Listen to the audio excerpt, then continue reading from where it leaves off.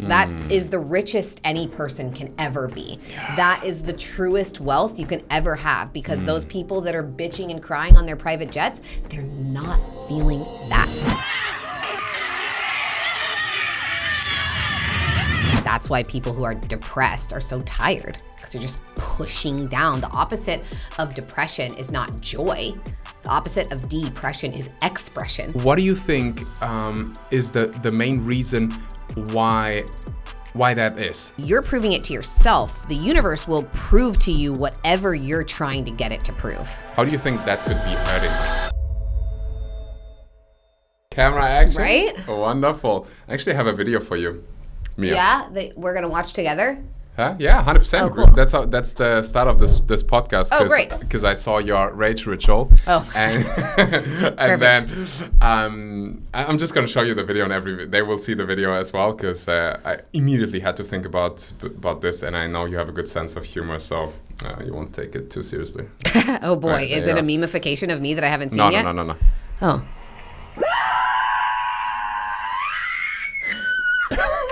Did you see the guy in the back? Okay, yeah. Yeah, he was taking a shit. Oh, that's interesting. Yeah. I hope you enjoyed it. Thanks. That was I was like, either I'm gonna share it and she loves it, or she will hate it.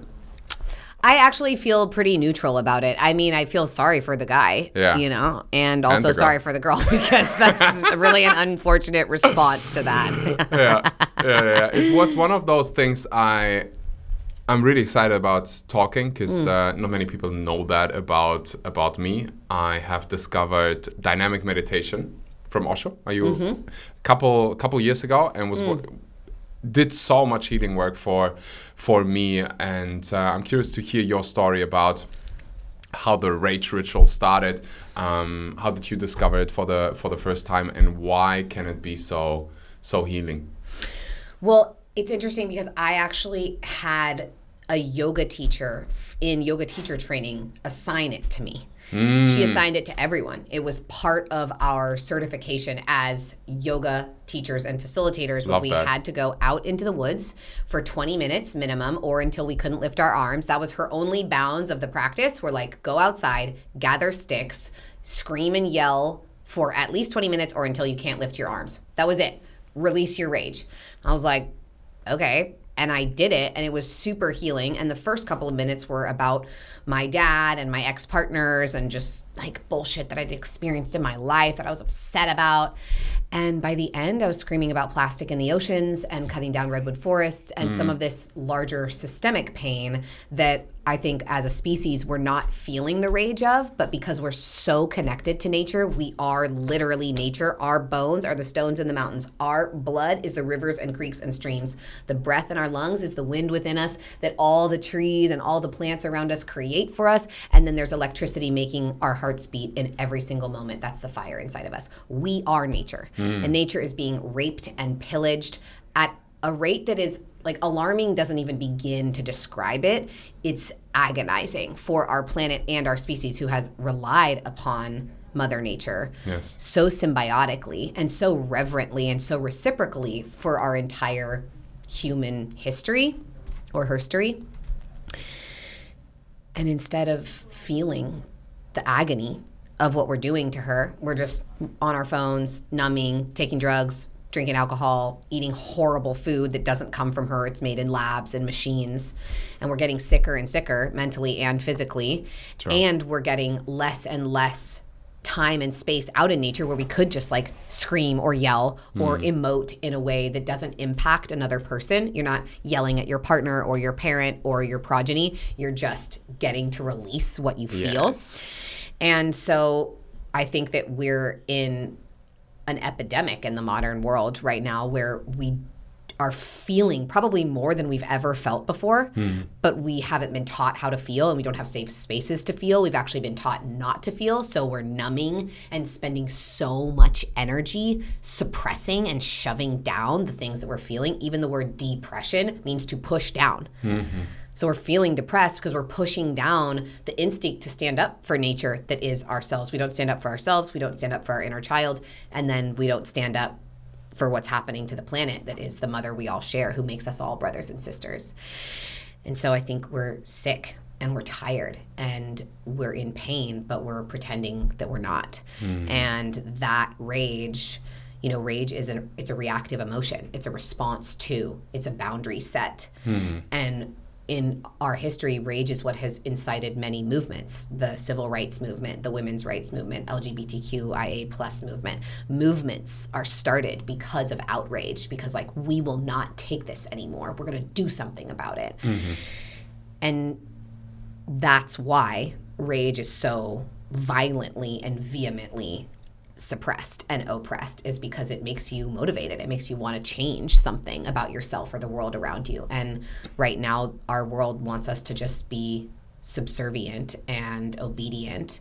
And I'm not personally really into that. I'm a little bit of an anarchist myself, and so leading the rage ritual has been so healing, both for me, because it's helped me as a person who has dealt with anger in the past. It actually helped me reach into the depths of my anger and get to the bottom of it. And now I don't need to use it to respond so often. I've created safety within myself, and I've created safety down there in the depths of it. I know I can hold myself there and hold others there. And so the rage ritual has evolved a lot from that original assignment. Now it has a meditative journey through your timeline, through your life, from infancy, because some people have really horrific violations that young, through childhood, young adulthood, teenagehood, and into your current day. Who are all the people that have crossed you, have wronged you, have hurt you? What are all the moments where you wish you could have said something, or you wish you could have been able to fight for yourself or put up a boundary and let no be a full sentence? There's so many moments like that in our lives, especially for women, men too, but in different ways, right? Anger is more acceptable for men. It's the emotion you're allowed to have, the one, sometimes. the one emotion potentially that you're maybe allowed to sometimes have. And so it's incredibly healing, both because trauma experts are showing that sometimes a spontaneous release of these deep emotions that have never maybe been touched before or acknowledged can actually cure some of the autoimmune conditions that women account for 80% of all autoimmune conditions. And so when they can just feel something that they've never felt in their entire lives, often a lot of those symptoms, or even the disease itself, can go away. Because auto means self, and your immune system is literally your inner protective system. It's what is protecting you from pathogens from the outside world. And so the rage ritual has been incredibly healing, both for me and for every single person I've ever led it through, which is thousands of people at this point. And I get why people don't understand it, and I get why there was a lot of Karenism to it. And I think that it's actually a really valid response for what's happening in the world right now, and for the way that human beings are being treated by others, and leadership. They're not leading us anywhere that I would want to go. And so I like leading people into the depths of themselves in order to see that they can hold it and they can carry it, and it actually can be a motivating force instead of a destructive one. So my first time doing, let's just call it rage ritual. As I said, I did this Osho dynamic meditation, and I had no clue what I kind of signed up for. I was in a relationship, and she brought me to this space, to this good witch, good witch, amazing witch, phenomenal woman. And it's funny because you said earlier it was an assignment from your during that yoga teacher training, right? So my therapist, he assigned me once to. Well, he assigns everybody to do this dynamic meditation and to do kickboxing, especially for a lot of men, to have a safe space where you can feel that anger. Because for me, I'm last time I checked, I was a man. And at the same time, for me, I grew up with alcoholic caregivers. I could not express anger at all. And there was so much anger inside of me. And when I did this dynamic meditation for the first time, and there were 70 people in one room, I got beautiful facilitators. They walked us through everything. It was all safe. But me just screaming and being in this rage and feeling those emotions, like, oh wow. Yeah. Every single time I do it and I walk out of there, I feel so incredibly peaceful. Yeah. Which is kind of contradicting, like you're screaming and you're raging, but if I go out of there, I'm like, I'm actually becoming more peaceful. Yeah. So what do you think is the main reason why that is? Like you would think, like if you get into this angry state, I would think about those moments vividly remembered as a child being physically abused. Yeah. I would stand there and I could not say anything. Yeah. And I would just have someone in front of me like punishing me and beating me, and I could not say anything. And inside of me, I was like boiling. Yeah. And when I did this, when I was raging basically about it, like, oh my gosh, the amount of energy that came out of this, like also as a man, all of a sudden, like, I became so like activated and alive, and I was like, wow, who's that beast? Powerful, the animal. Mm-hmm. So I'm sending a lot of my clients. I recommend, if you do it, you need to do it in a safe way. But why do you think it's so powerful? Because imagine how much power and energy you're spending keeping all of that down.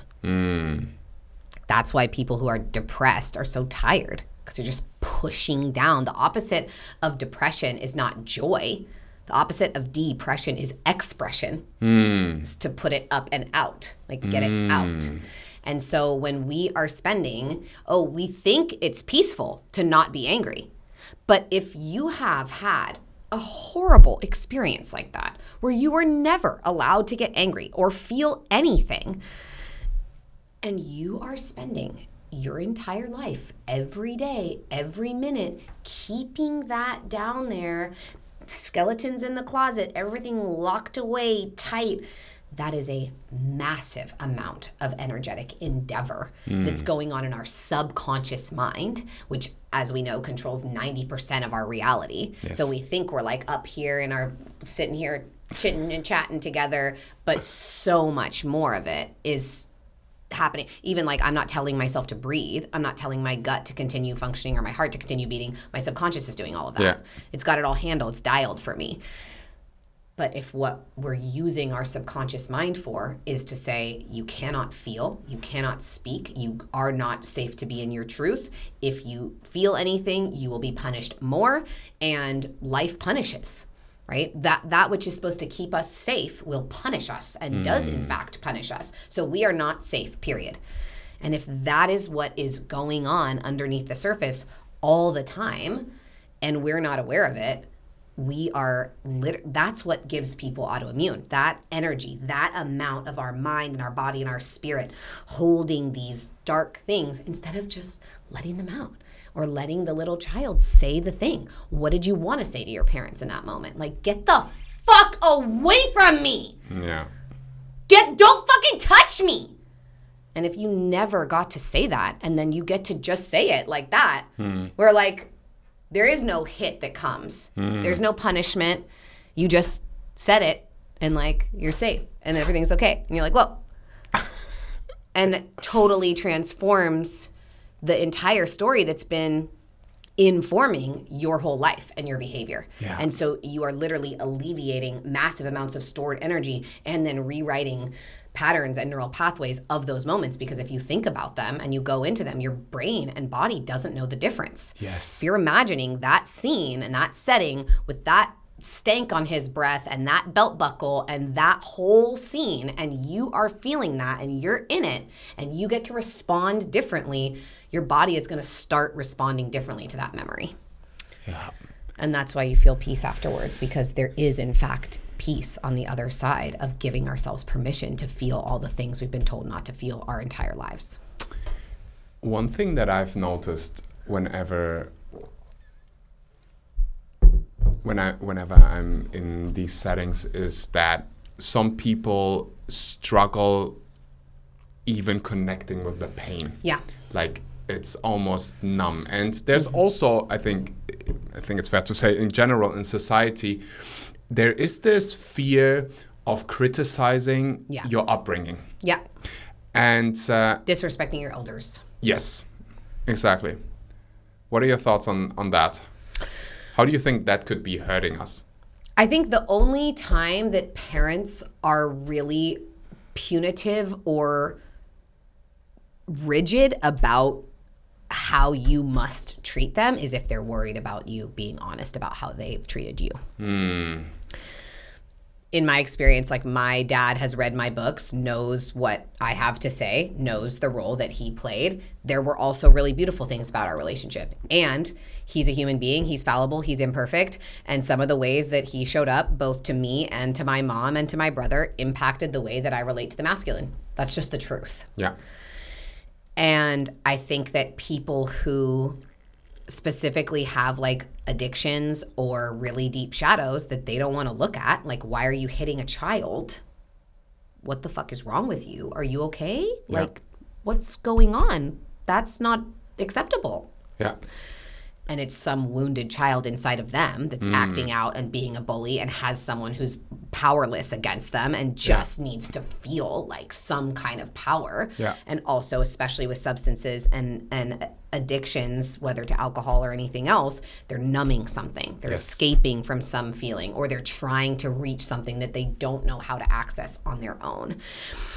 I mean, I'm just going to talk about myself and my observations. So there was a long time, especially when I was a teenager and a young adult, I wouldn't speak about that at all. Yeah. Like, I was physically abused, mentally abused. My father was and is an alcoholic. And there was this like shame, and I'm afraid if I say something about this, I'll be less respected. Like, what will he think? And at some point, the more I matured, the more I worked on myself, and the more outside perspective I also got from like older people who were in alignment and happy and content. They're like, this is just awful. Yeah. We're talking about, and that's when it clicked for me. We're talking about a little child who's being beaten by an adult who couldn't do anything. Like, and that exercise, I remember this, I think it's a Gestalt exercise where a pillar was next to me, and that pillar was my younger self. I look at him like, this is ridiculous. I need to stand up for you. And all the kids and women and everybody who is in a similar situation. And if you or my father or someone feels shame, good. Yeah. Good that of course you feel shame. You did something terrible. Yeah. That doesn't mean that I don't love you. Yeah. Or that doesn't mean that I believe you needed to play the role that you needed to play, and I'm not angry about it anymore. Yeah. If anything, I'm somewhat grateful for the fuel you've given me. Like, I've done my healing work, but that doesn't mean that was right. Right. It was awfully wrong, and I'm not going to be part of this of society who just like, let's not talk about that. Yeah. No. No. Fuck no. Exactly. Yeah, and I love the way you communicated. I told you. Before this episode, I was listening to an older episode. You said things like, alcohol is poison. Like, of course I wouldn't drink it. Yeah, it's the fucking truth. Yeah. If it hurts you, if it irritates you, okay. If me speaking about the abuse you've done to me hurts you, or you feel shame, well, good. Yeah. Make a different choice. Do something. At least this now has somewhat of positive meaning. Maybe that inspires one parent, and then I've done my work, one parent to go to therapy, work on themselves so they stop beating their kids. And that shame, most people let it take them into a downward spiral, which that's even a misnomer, because the downward is the feminine direction, back into the womb, back into the void. So maybe, there are places where the downward spiral, like me into my rage, was actually important. I needed that to be reborn. And I think that that's why shame can be motivating, is because if you can let it get to being like angry with yourself, you're like, okay, I want to change. Because shame, you can just let be this insidious goo that just drags you down like quicksand. Oh, I'm so terrible. I'm so terrible. I'm so terrible. No, you did something terrible. You can be different.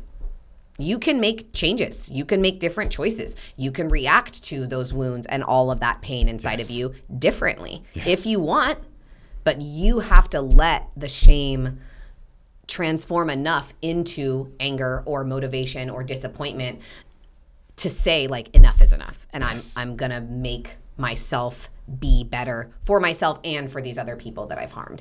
And we all have to do that. Like I hit that in my last relationship because I was angry all the time because I felt unsafe, because the things I love about myself most were the things that were attacked on a daily basis. But I stayed for that. And that's my responsibility. And so finally, when I felt enough shame for the ways that I'd showed up with myself, the ways that I'd abandoned myself, then, I mean, which I had been angry the whole time, but like then I actually didn't need the anger anymore. I was like, oh, I just want to be different. I just want to do something different. I don't want to be angry anymore, and I don't want to feel this shame. So like I'm out of here, and I'm going to work on all of these little parts of myself that felt like I wasn't worthy of more, that all I deserved was this, and that I couldn't possibly be loved for all of the good things about who I am, all of the parts I love the most, all of the best, wildest, most feral, powerful aspects of my femininity and my sexuality. And I went off and fell in love with those things myself. And it was so important. And I would never have gotten there without the things that my rage did that harmed me and others. I let it fuel me, like you said. So shame, like every single emotion can serve us. That's why we can feel it. So if I do something and oh my gosh, I could write an entire book about the things that I fucked up in my life. Yeah, same. The mistakes I made, unlimited. I know. I just thought of some like same, yeah. Now, if I feel shame about something, I know, for me it's an action signal. I did something that is not in alignment with my values. Yep. So let me speak to that person. Hey, I really like showed up in a horrible way. I had a conversation actually 2 weeks ago with someone who used to work for me. We were friends, and then she needed help. So I'm like, let me hire her. And long story short, it ended, but I didn't do a good job in communicating it. I was avoiding painful conversations, and it ended up being a terrible mess. And I actually felt like shame about that, especially towards a friend. So I needed to have a conversation with her in person where I could say, like, I fucked up. Yeah. And we fuck up all the time. My therapist always says we all fuck ups. I love that because, you know, we all do. Yeah. So the question is, what are you doing about it? Are you marinating in shame? Yeah. Or are you actually like allowing it, feeling it, and then changing? Yeah. And you will see, usually if you show up from this vulnerable place and you really own, you were talking about self-responsibility earlier, and you really own your part, the most beautiful conversations 100% start happening. What do you think about this whole theory that if you track down if you track down anger, it leads to fear? I've never heard that before, but I would totally agree with it. I think that what I find with the rage ritual is people have one sort of emotion or state that's on the top or on the surface. Maybe it's fear, maybe it's numbness, maybe it's sadness, maybe it's rage. But underneath is all the other layers. Underneath the rage is the sadness, or underneath the fear is the rage, or underneath the numbness is the rage and the fear and the sadness. And so I think that, especially considering what we're afraid of, like using your example or mine, if I'm afraid of my father, I'm afraid of the energy that is like supposed to protect me, then I'm going to be fighting against both like supporting myself, standing up for myself, being able to provide for myself. And if I can't do that, which because I wasn't taught properly how to do that, how will I know? So it's going to be a lot of trial and error, and it's going to be a lot of effort. And I'm sure, every entrepreneur listening is like, I know this part, like been there. You're going to have to keep facing off with all of the things that you learned that didn't help you. And generally, when we have a wound, there's going to be fear or some other reactive emotion associated with it. If I was neglected, if I was abused, I'm going to fear showing up, speaking up, standing up for myself, whatever it is. And so, yeah, I agree with that. And I think that that's what we get to do in personal development if we really want to change at all, is just track all of these things. Track your pain. Okay, you can't feel your pain? Yeah, track your fear. Track your anger. Track what you respond to negatively. Something that I've been really sitting with is like humiliation and abandonment. I have a lot of, my first partner when I was really young humiliated me, and I have held on to that. And my dad, even though obviously we weren't in a sexual relationship, but he would humiliate me by like doing things that were just so mortifying when I was a little kid. You know, like he would be late, so that made me feel like I couldn't depend on him. But then when he'd be late, he would like walk into school with like his weird sweatpants, or like his hair crazy or something, or like being covered in blood from just being out hunting. And I was so embarrassed by him. I was like, oh my God, like I can't believe this. I have to be seen with him, you know? And so I've had this pattern of humiliation with men, and it has really impacted me. And I've been in this experience of being with someone who we are working through together absolutely every negative pattern that we possibly can, whatever comes up. And I got to, even just last night, I got to sit in a situation that even a few weeks ago would have humiliated me so much, I would have been like nails down the chalkboard, just losing my shit. What was it? Just people not showing up, just abandonment. Like I had this whole big plan. My book just came out. He and I have been in the Redwoods together. He came up and taught at my retreat, and he was going to come here and like meet all my friends, and I'm going to do this book party and the whole thing. And like, you know, it's LA and the road to Topanga's closed. And so like flies every 30 minutes for the last few hours before everyone was supposed to come over. Hey girl, love you so much, can't make it. Like, congratulations, book's such a big deal, like celebrating you, love you, blah, blah, blah, blah, blah. So first he didn't come, and I had to be like, okay, I'm good, this is fine. Like I'm still happy for myself, I still feel loved. We've already been gone for 2 weeks, he needs to go home, it's all good, it's fine. And then all my friends, and I could have just spiraled and been like, I am so not loved. I'm so not supported. I'm so embarrassed. Now they're all asking me about why he's not here. Da, da, da. And instead I was like, this is the most perfect thing that could have happened, because I am standing on my own 2 fucking feet. I wrote this book. Nobody else did it for me or with me. Nobody else was there to hold my hand. I fucking did this. And you know what? I don't actually even need anybody else to show up and celebrate it with me, because I feel good about it. I did it. I took care of myself. I understand for the first time in my life that not everyone you fall in love with has to be your forever person. I am unburdened. I am more deeply in love than I've ever been, and feel like this is not my forever partner, and I'm so happy, and it's all so good. And my life is a fucking miracle. And I got to just sit in that with not needing a single other anything. And like some of my OGs and like a couple of my friends still showed up, and we're still there, and we had a beautiful dinner, and it was awesome. And I know that an old version of me could have sat there at that table and complained about no one else being there, or been sad that he changed his mind and needed to go home, even though it wasn't about me. Like we both just had these huge weeks and did trainings and all this stuff, and like he needs to go home and integrate. And I am so fucking happy that he doesn't self-abandon, and that I got to learn that frequency of him being like, babe, I need to go home and settle and like get back to my routines. And me being like, great, love you so much, peace, go and do that. And seeing the ripple of me knowing how to do that for myself, not only because he holds the pillar and frequency of it, but because I'm learning every day and in every moment when these things come up, how to hold myself better. And that piece, like, oh, no one cares about me, I don't matter.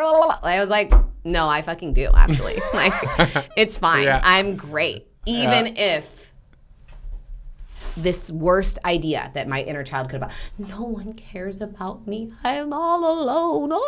Like, no, that's actually not true. And wow, I mean, I've been waiting for that one my whole life. My whole life, entire life.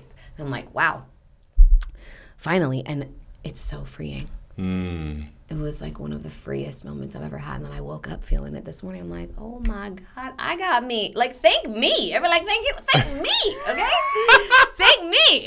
Like, I did this, you know, okay? And he like sent me a voice note. He was like, bitch, you are actual Professor McGonagall. Like, I just saw your real life Hogwarts in the Redwoods with you teaching all these witches. And you have this absurd dream. And people talk about their dreams, but you have this absurd dream and you're actually living it. What a miracle. Like, how admirable and how inspirational. And I'm like, yeah, I want to thank me, you know? And it's like, but that's the point of this. Like, that's why personal development, let me develop my person. I'm the only one I've got. I'm the one I'm going to go to sleep with. I'm the one I'm going to wake up with. I'm the one I was born with. I'm the one I'm going to die with. Like, it's just me. And so if I hadn't felt the agony of that humiliation so many times over and over and over again, and had not been wrecked by it and dragged down into my own depression or my own quicksand or my own bullshit so many times, like, I wouldn't have known to care enough to make the change. I was like, I cannot feel this again. Especially not with this, like, ritual. These are my rituals. This is how, the subtitle, transformative rituals to reclaim your powerful magic and live a fearlessly authentic life. Okay, well, my authentic self does not want to be afraid anymore. So if I'm fearless, I want to love myself. I want to fiercely love myself. I want to be obsessed with myself. I want to be my own best friend. I want to know that I am so lovable and so deserving of being cherished and being a treasure, a precious gem to someone else. And now I feel like that for myself. And that is fucking awesome. So that was what happened to me last night. And I'm still a little, she's hyped on it, you know? My book, my first ever book, maybe this is happening for you, not to you, is available for pre-order right now. Behind the scenes for the last 2 years, I've been working on this project, on this book. I put my heart into it. I put my best lessons that I've learned from facing death into this book. Not just my lessons, also the best lessons about life that I've learned from interviewing some of the greatest minds on planet Earth. It's available at your fingertips. It's available for pre-ordering. Pre-ordering is incredibly important for me. I'm going to be very honest with you. Why would you pre-order a book? For me and the movement. I wrote this book to serve, to help others. I know this story. I know our videos literally save lives. And so pre-ordering really helps this mission. Since you're doing me a favor and the movement a favor, I want to do you a favor, okay? So whoever pre-orders the book gets bonuses worth hundreds of euros. You get an entire day of coaching with me, where you transform together with me, your body, your mind, your soul, your finances. And as always, I won't hold back. I give you the tools that you need to transform whatever thought, whatever idea, whatever dream you have, you desire, and take that into reality. I mean, that was a massive pattern interrupt, and I can so relate. I had it with oh my gosh, I had a similar situation last week. I mean, I also had a book launch party because my book is coming out a week later than yours, 2 weeks later. Anyways, it was just a tiny thing. We were supposed to, my good friend Simon and I, he asked, can we go play paddle? I'm like, yeah, for sure. I organized the game, and in America, it's sometimes a pain in the ass to organize things. Yep. Or to find parking. Yeah. True. I got a ticket yesterday for the first time in a decade. I was like, damn it. Anyways, and then he didn't respond because he's a busy man doing podcasts 24/7. He didn't respond, and I ended up in that story. The story from my inner child was like, see you again. Yeah, nobody he doesn't cares like you. About you. He doesn't like you. Yep. You're not important enough. And I'm like, wait a fucking second. Yeah, hold the phone. shut the front door. That's not exactly. true. Like, fuck this. How can I'm good. I'm always good. What do I know what's going on in his life? Yeah. So I'm like, okay, how can I make this fun? Just played with strangers. We had the time of our lives. Wow. Met someone else who might become a business partner. And you're like, oh, wow. There you go. Yeah. And if you'd let the story shut you down and be like, well, fuck it, I'm not going to play paddle by myself and just like stayed at home, then that would have happened. Yeah. And instead you're like, no, it's all good. I got me. I got me. I got me. I got me. That's right. How do we get to this I got me part? How can we live a life fearlessly? How can we live an authentic life? Yeah.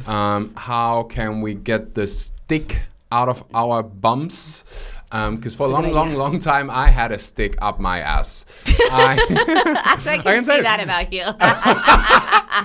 I don't have it anymore. Yeah. No, I can see the past version. You can see the past version? Yeah. Beautiful. Big, massive. In Germany, we have a thing. Like, I would say most Germans, I can make fun about Germans. They have sticks. Logs. Yeah, like long ass sticks up their ass. Yeah. I could not dance without alcohol. Until this witch came into my life. Exactly. And, yeah. It's always a good witch. Yeah, good, really good witch.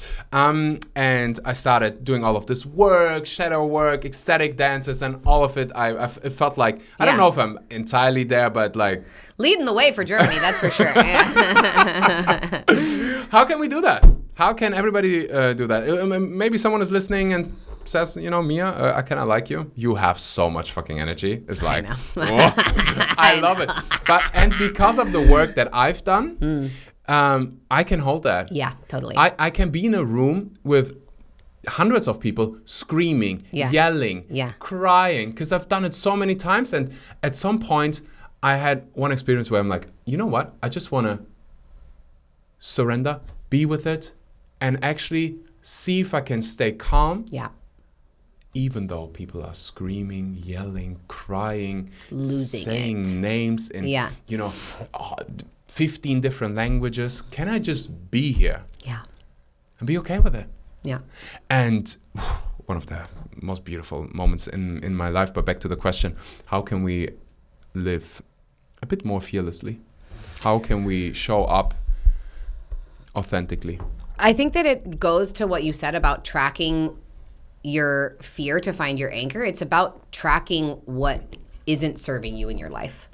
So if that's the way that you talk to yourself about money, if that's the way that you believe about friendships, if that's the way that you treat your body, right? If you're eating tons of processed food, drinking a bunch of alcohol, not exercising, not moving, sitting on your phone for 5 or 6 hours a day, all of those things are communicating fear or lack of safety to you. Oh, I need to distract and numb because something in my environment is not safe. Okay, you're sending a signal to your brain. Oh, this food that my body literally does not know how to digest, that's one of the ultimate things. Like, your body's not going to feel safe because it's not getting nutrients. It's trying to process these like plastic and weird molecular structures that aren't actually food, which is what processed food is. All the like American cheese, all these stuff with like textures that does not exist in nature. So your body's being communicated with, I'm not safe. That's why real carbs, like sweet potatoes, make you feel so safe, because to have had a carb in like the winter time, to have had the gourds and squashes and potatoes, all the root vegetables that would have maintained throughout the winter, all the rest of the food you would have is meat. So, like, obviously this is LA, so not really here, but like in any snowy or cold environment, nothing else is going to grow during winter time. So you got to rely on that store of root vegetables for that coldest time of the year. And that's why our body feels safe when we eat carbs. So if we're not feeling safe all the time, the things we have to do are look at, like you and I are experiencing, these patterns, these responses. The moment you hear yourself go into whatever that habituated reaction is, oh, see, again, like the universe is proving to me that I'm not lovable, or I'm not valuable, or I'm not worthy. Actually, no, you're proving it to yourself. The universe will prove to you whatever you're trying to get it to prove. If you want it to prove to you that you are worthy, like that's what I've been telling people this, because a lot of my friends are having a really hard time with the fact that I feel so in love with someone that doesn't feel like my partner forever. They're just really having a field day about it. And I think that there's something so precious, but something that we are just not taught in any way, shape, or form, which is to like deal with whatever is coming up and look at ourselves and our patterns and our wounds with a magnifying glass and like see how we're responding to them. And we feel so unsafe to do that, that what we have to do is when those little things come up, when those little voices, those little like nagging thoughts, whether they're someone else's voice, it's a parent, it's a bully, whoever it is to be able to look at it, not try and get rid of it, not try and say, fuck you, like, I hate you, you're ugly, go away. But be like, oh, hey, like you said with the pillow, your little inner child, your little younger self. Oh, hey, sweet little thing. Oh, you're hurting right now, huh? And you feel like people are out to get you right now. I know. And that feels terrifying. That's really scary. What if they weren't? Like, and how can I be here for you right now? How can I show up for you? What do you need right now? And how can I offer that to you? How can I just give to you my presence? And for me, like spending a lot of time in nature is also a really helpful thing to do. And it's very helpful to regulate your nervous system to go and do a practice like that, to be able to be disconnected from your phone and out of a Wi-Fi range and actually just listening to yourself without your electromagnetic field being interrupted by all of the crazy shit that happens in cities. And so when we can go into these quiet places, both internally or in an external and natural environment, and remember how to listen to what's true rather than these programmed voices that we let run our lives or steer the ship of our minds, that's when we really start to remember what is even authentic for me. Autoimmune, authentic, auto means self. Authenticity is just about really being yourself. But yourself and myself is not actually that little child that feels humiliated by someone not being there. Yeah. Our self is the version who trusts exactly what the universe is unfolding and presenting to us and saying, hey, here's the good thing, or here's the gem or the lesson from this. Here's the opportunity to try on a different story. And then the authentic or fearless version of us is like, actually, yeah, this is so perfect. I'm going to meet this new business partner. I'm going to self-source this love. Love that word, self-source. Yeah, I'm going to self-source this love, this confidence, this trust in the universe. And that, to me, is how we do it. And that's why this book, you know, a lot of people are like, oh, just give me a spell. Like, I want to snap my fingers and put some herbs in a box at my front door. And like, I want that to solve all my problems. Bless, good luck.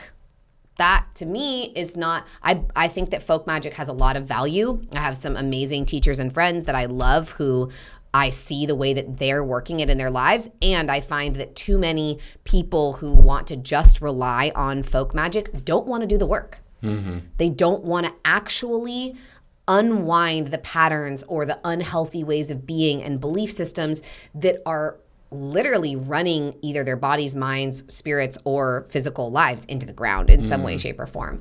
And so that's why there's shadow work and inner child work and working with dragons and mining, unearthing those treasures that come from the darkest recesses of our psyche. That's where we get diamonds and gold and jewels, all the things we value on this planet, like that lithium, all the things that we make our phones with, the like, what's the one that starts with a C? Anyways, so many precious metals and gems and minerals that we use all the time, either for value or for technology, they come from the deep earth. They come from the darkest places that exist. And you got to dive down there and dig them out and mine for them. Fuck, I love that. And that's where the diamonds in our minds come from. We've got to mine for them in our minds. Yeah, the cave you're most afraid to go through is the cave that holds all the fucking treasures. Exactly. Treasures. All the gold is in there. Yeah. And so that for me is how we can do that, is by checking out a little bit more of what the matrix and the normal muggle way of living is and figure out how to create more magic. And that's why I wrote this book, because it's not about, like I'm not going to give you the little, here's the spell. I want to teach you how to work through the like black magic spells that have been cast upon you by our society that tell you that you're not enough, or that it's not okay to be magical, or it's not okay to be powerful, or it's not okay to have emotions, or it's not okay to be sexual, or that like you should be ashamed of your body just because you have one. I want to eliminate those spells from our consciousness. And there's a lot of beautiful ways we can do that just by directing our attention and our intention, two of the most powerful forces we have access to. Like the resource of our time, which is made up of what we want to do and how we're doing it, where we're placing our focus and with what energy behind it. You can do anything and make your life more magical. The way you get dressed in the morning, the way you drink your water, the way that you hang out with your friends, everything that you do becomes more magical when you do it intentionally and are aware of how, right? If you're just like the thing with Simon, if you're just like, oh, well, fuck, like this is so annoying, and then you like go to the place and stick with the time that you booked and you're trying to like go have this fun afternoon, but you're in this grumbly blah, blah, like those other strangers are not going to come and have the time of their lives with you. They're going to be like, ooh, that guy seems weird, like enjoy playing paddle by yourself, you know? And instead you're in your joy and you're in your self-trust and you're like, I'm going to go anyway and I'm going to just see how this thing goes. And then they're instantly magnetized to that energy. That's how we're proving all of these things to ourselves, is because whatever we choose, that's the thing. There's always that moment. You think there's not a moment where you get to choose, but there's always a moment where you get to choose how you respond to something. And when we choose to respond like this, that's us being in ourselves, and that's us being in who we really are. And that's us being, I think, in service to the magic that the world has lost and is really looking and hungry for. Yeah. What I see, especially here in America, but honestly everywhere in the world. Yeah. We put ourselves into cages. Often, in many cases, golden cages. Yeah. But the door is wide open. Yeah. But for some reason, we choose to run in this hamster wheel and run. And I'm not just talking about, people who are unhappy in their job or unhappy with their body, but for some reason, we just keep entertaining the same old story. You mentioned it earlier, we literally worry about things. We come up with stories that are not real. It's not reality, but we suffer. Like, it hasn't happened. How many times, if you're listening, how many times have you worried about something and it never became reality, but you felt the pain? Whenever I do that at retreats or when I do public speaking, whole entire room raises their hands. Yeah. Okay, who does this on a daily basis? Yeah. Almost everybody. Yeah. Imagines the worst case scenario. Honey. Yeah. And then, by the way, I still do that. I don't know if every day, but I catch myself, I would say, like every other day, like, oh my, wait, why am I entertaining this story? Why am I feeding this story? While you were talking, for some reason, this picture came to my mind. I went to New York recently, and I've seen a lot of successful people, what society would say success is, plenty of money, successful career, but at the end of the day, they fucking hate their jobs. Or themselves. Or they might even, at some point, they enjoyed the work. Yeah. But they have so much work, yet they build another business and another business and another business. And actually, they just want to spend time with their family in Bali. How do you get someone to see that, first of all, you're in a cage and the door is open, but for some reason you keep running in this hamster wheel? The thing is that scarcity shows up in so many different ways. And so if we have a pattern of scarcity or a belief of scarcity, whether that's with our own value or external value, a lot of times people who grow up either with vast wealth or with poverty are going to associate themselves as a being with value. So like, I'm valuable because I have money, I'm not valuable because I don't have money, or seeing, like I have a lot of friends who grew up with vast wealth who like feel worthless because they saw how you can have it all and it doesn't mean shit. Yeah. Their parents are miserable and neglectful or abusive, and like they had everything. They fly on private jets, but like nobody's got their shit together, you know. Yeah, people crying on private jets as well. By the way, a lot, you know, many, and so we question our inherent value in relationship to the value system of the world, and so I think that what happens is that people get so caught up thinking that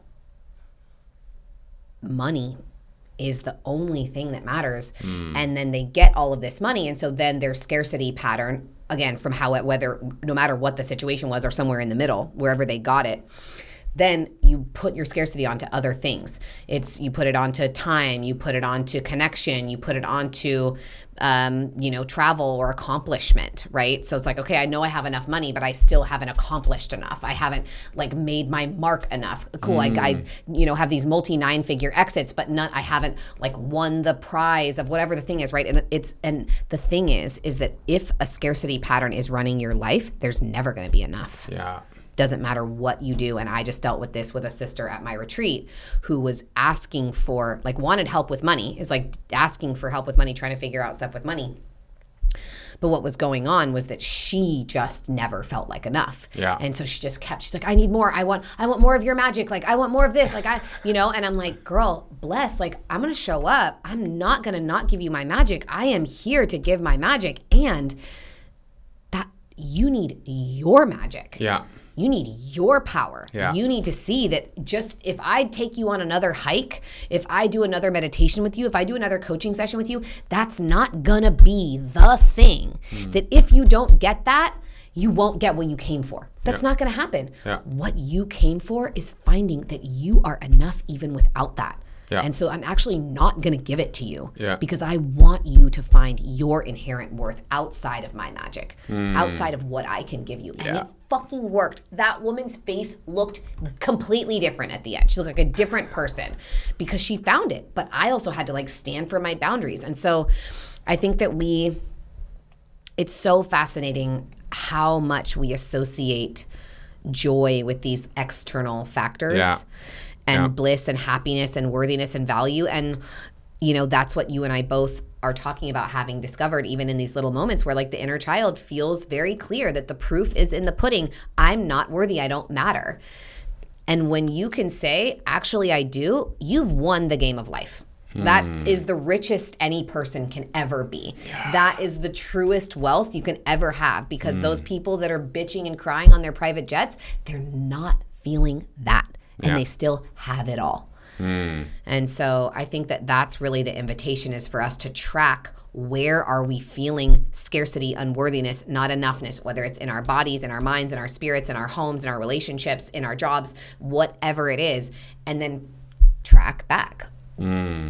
Take a trip down memory lane and see where the first memory of that is, where the belief system originated, what the root cause is, and how can you, that's why I wrote this book, but how can you in any way, every single day, make an effort towards shifting that?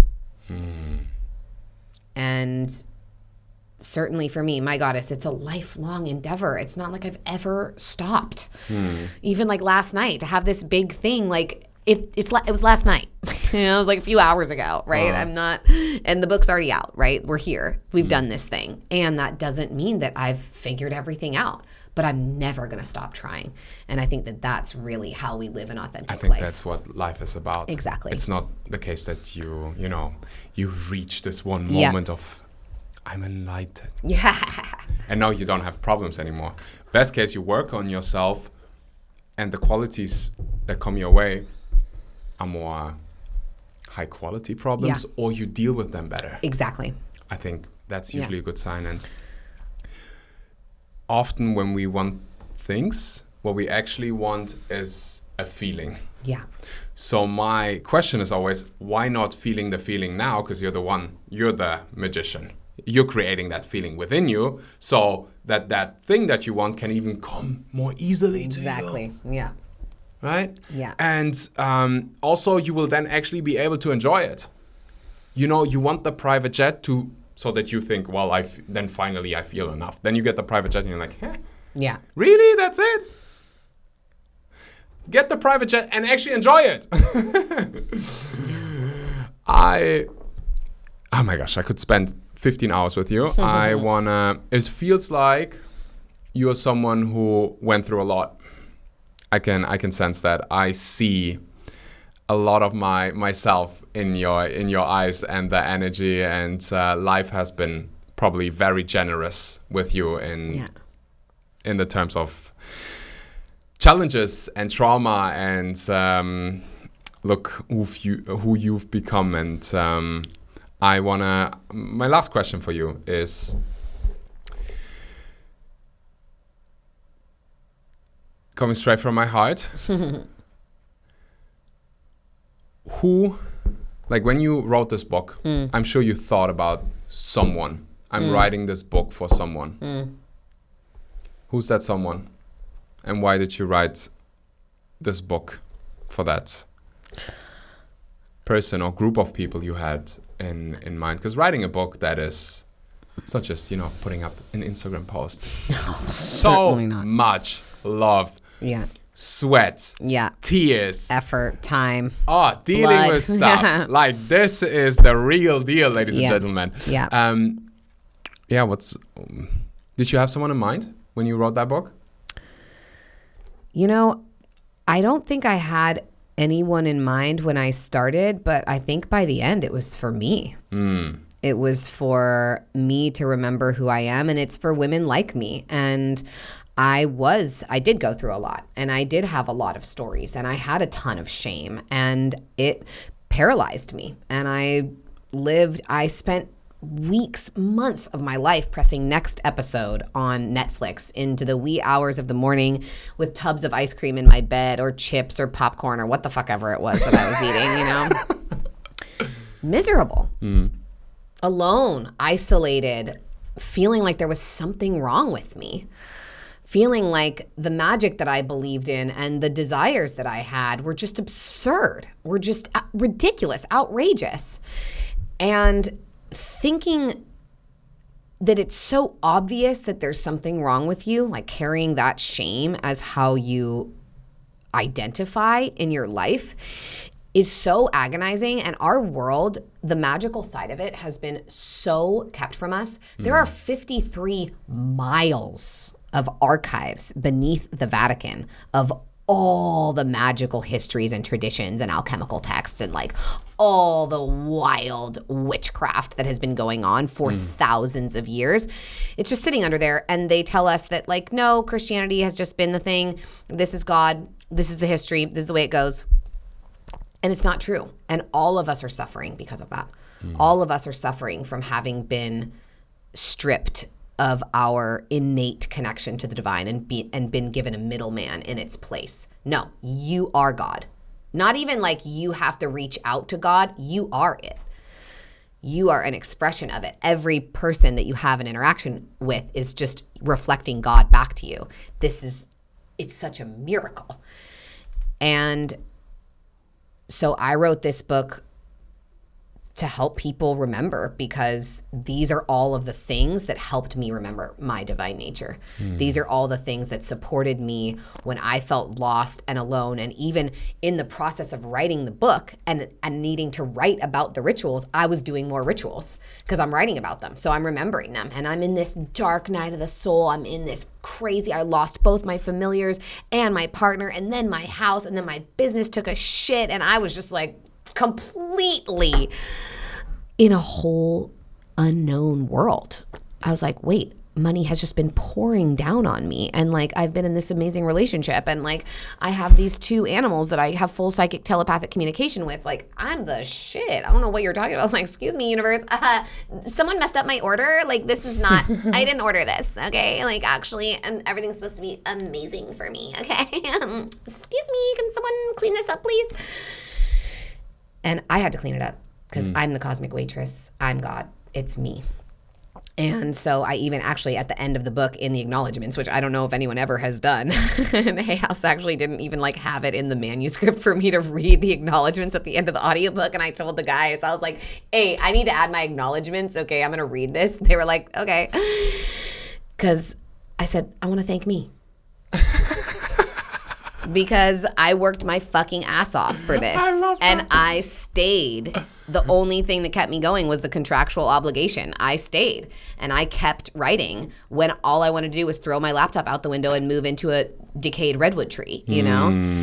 And so I wrote it for all the women like me who believe in magic and believe in something greater and know that there is a feminine aspect of God and the divine, and who have felt this magical world beneath the veil and the curtain of the society that we live in, and been hungry for their authenticity, been hungry to feel safe in their emotions and their sexuality and their bodies and their power. And just, you're like, this energy. Yeah, like I have a lot of energy and it's in a small package. So that means that like sometimes it is just radiating out of me, and I want to feel safe in the world to be like that.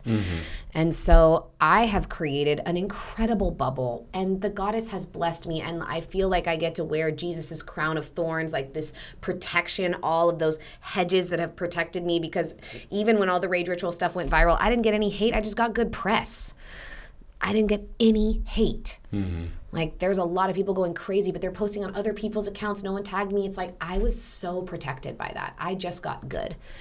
And I want all people to feel safe to create their most authentic, beautiful, magical life. And these are all the ways that helped me do it, and that have continuously, again and again, over and over, no matter how hard I fall, helped me to rise up again and live my magical life. Wow. Beautiful. So, Ritual Ritual is out now? Yep, out now. Is that an audiobook? Yep, I read the Audible myself, of Beautiful. course. Yeah, I have to. Yeah, I'm going to listen to that because I find you quite... I love your energy. Yeah, it's big. Mia, thank you so much for your time. Yeah, it was so an fun. honor having you on. The book is out now. Ritual, wherever books are sold. Yeah, and all my things, Mia Magik, Mia Magik, Instagram, YouTube, TikTok, whatever. This is it. Website, Mia Magik. Mia Magik. Yeah. Thank you, Mia. Thank you so much. Thank you. Yeah. I really hope you enjoyed today's episode, just as a little gift from our side, from my team, because you stayed until the end of this episode. 30 days of free Fire Within membership. I created the Fire Within membership to give you guys access to the tools that have changed my life, the lives of my clients, and give you also access to a community of like-minded people. We have guided breathwork sessions, guided meditations, guided visualization practices, really tools that enable you to create the life that you deserve and that you want. And it's one of the best things we have ever created. Hundreds of people, live events, sessions that will blow your mind. 30 days for free. You will find the link in the description. Thank you so much, and until next time.